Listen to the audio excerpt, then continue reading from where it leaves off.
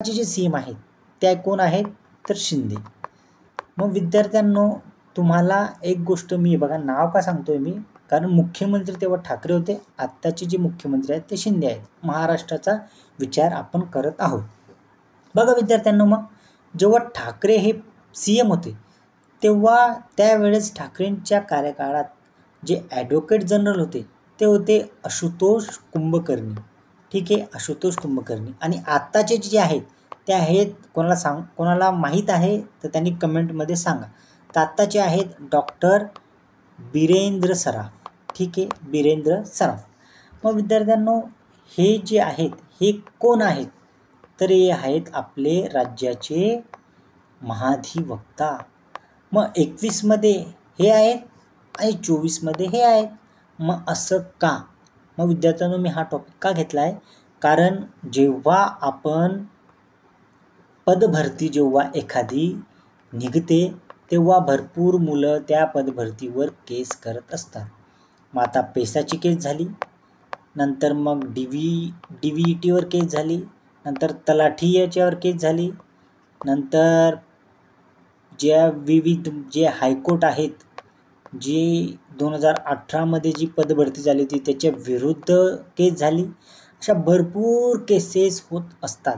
मग त्यावेळेस सरकारकडून कोण वकील येत असतात याबद्दल आज आपण चर्चा करणार आहोत. मग ती चर्चा जी आहे ती इंटरेस्टिंग होण्यासाठी मी हा तुम्हाला एक छोटासा किस्सा सांगितला. मग आता हा किस्सा आता मी जेव्हा 2021 आणि 2024मध्ये हे चेंज का झाले आशुतोष कुंभकर्णी आणि डॉक्टर बिरेंद्र सराफ, मग आता हे गव्हर्नमेंटवर असतं का की लगेच यांना चेंज करायचं? मग यांची नियुक्ती कशी होते, मग यांचा कार्यकाळ काय आहे, मग यांचा जो पगार आहे किंवा यांचा जी सॅलरी आहे ती कोण डिसाईड करतं? मग हे खरंच इंडिपेंडेंट आहेत का?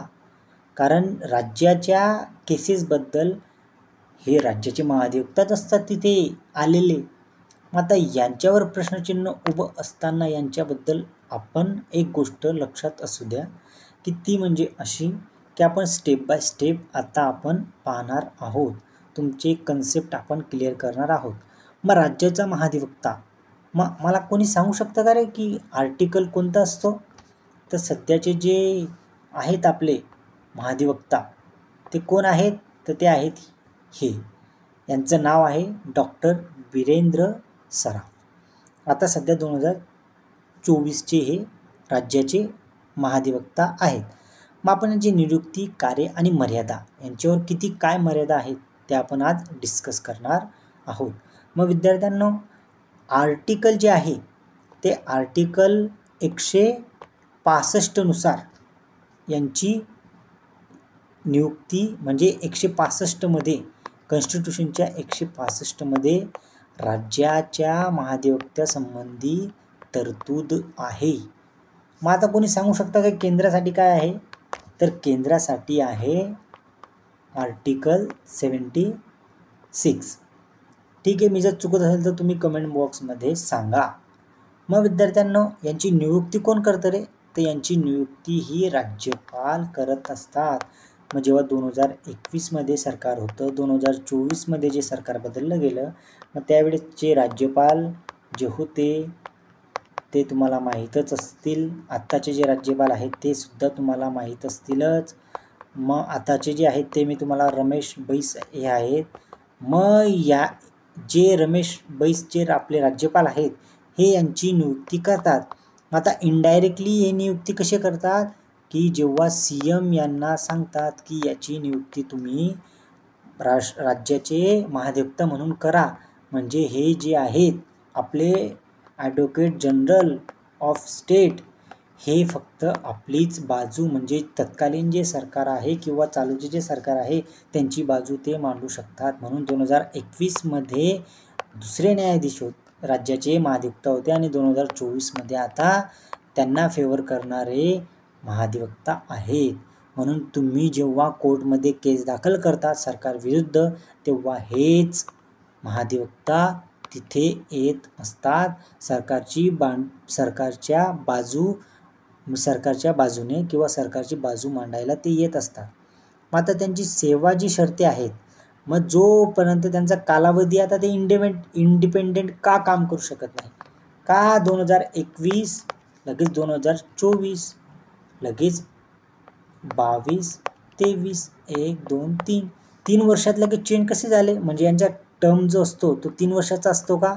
तर विद्यार्थी मित्रांनो, एक गोष्ट कायम लक्षात असू द्या की ॲडव्होकेट जे जनरल असतात, स्टेट राज्याचे महाधिवक्ता, त्यांचा कालावधी आपल्या कॉन्स्टिट्यूशनमध्ये दिलेला नाही. म्हणून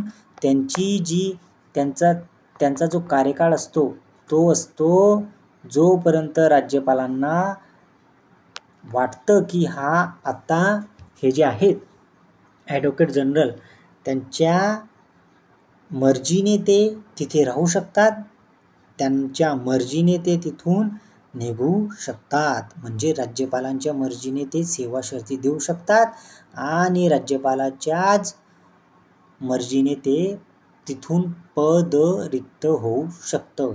त्यांचा कार्यकाळ दिलेला नाही. मग समजा उद्या जर गव्हर्नमेंट चेंज झालं तर लगेच उद्या म्हणजे मी असं म्हणतोय की समजा आता जर गव्हर्नमेंट चेंज झालं, त्यांना जर वाटलं की ॲडव्होकेट जनरल स्टेट म्हणजे राज्याच्या महाधिवक्तांना चेंज करायचं, कारण नेहमी ते चेंजेस करत असतात, मग त्यांना वाटत असेल तर मग ते चेंज करू शकतात. कोण? राज्यपाल कोणाच्या एड अँड ॲडवाइजर काम करतात? तर मुख्यमंत्रीच्या.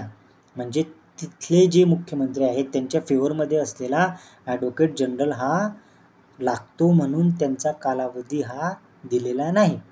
परत मग आता हे जे आहेत ॲडव्होकेट जनरल हे विधान परिषदेमध्ये बसू शकतात, तिथे बोलूही शकतात, मात्र तिथे वोट करू शकत नाही. वोटिंगचा अधिकार त्यांना दिलेला नाही.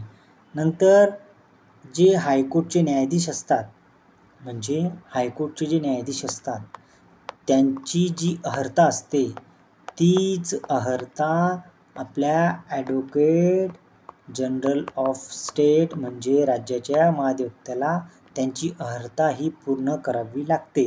त्याशिवाय आपण कोणत्याही व्यक्तीला आपण ॲडव्होकेट जनरल म्हणून आपण नियुक्त करू शकत नाही. जर त्याने हायकोर्टची न्यायाधीशची अर्हता जर त्यांनी पूर्ण केली असेल, ते व्यक्ती त्या पदावर राहू शकतात. राज्याच्या राज्यक्षेत्रातील सर्व न्यायांमध्ये सुनावणीचे अधिकार त्यांच्याकडे असतात. हे सुद्धा तुम्ही लक्षात राहू द्या.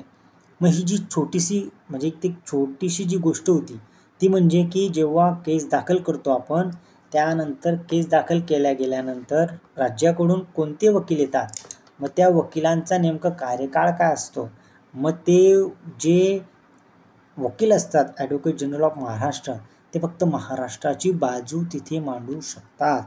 म्हणून जेव्हा विद्यार्थी आमचे जे आहेत ते विद्यार्थी जेव्हा केसेस दाखल करतात गव्हर्नमेंटवर, तेव्हा गव्हर्नमेंटकडून फक्त जे त्यांचे फेवरचे जे ॲडव्होकेट जनरल आहेत ते तेथे उपलब्ध होतात आणि ते सरकारची बाजू मांडतात.